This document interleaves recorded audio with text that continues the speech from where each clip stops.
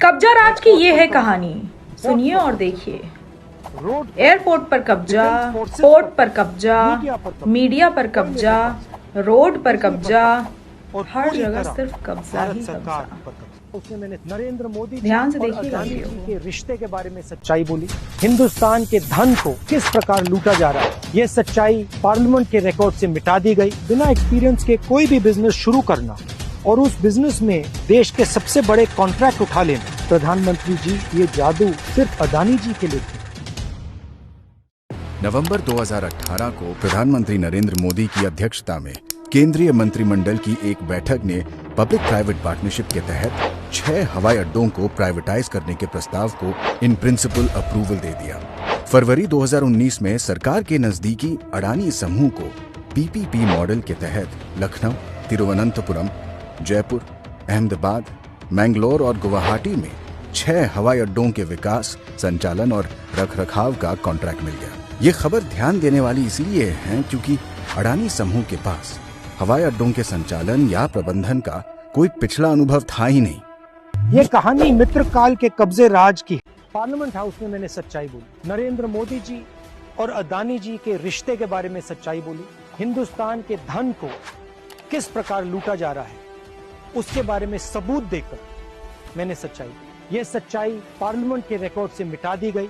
एक व्यक्ति जिसने एयरपोर्ट कभी नहीं चलाया, जो एयरपोर्ट बिजनेस को समझता ही नहीं है, उसको हिंदुस्तान के सबसे प्रॉफिटेबल एयरपोर्ट पकड़ा दिए गए।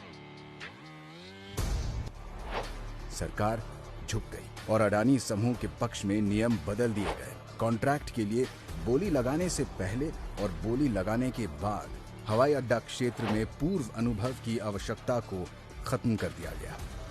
दूसरा सवाल, एक ही व्यक्ति को 6 एयरपोर्ट्स क्यों दिए गए? नियम था कि एक व्यक्ति को ज्यादा से ज्यादा 2 एयरपोर्ट दिए जाए। ये 6 हवाई अड्डा विकास परियोजनाएं हाईली कैपिटल इंटेंसिव हैं और इसमें प्रोजेक्ट फेलियर्स होने की संभावनाएं भी हैं।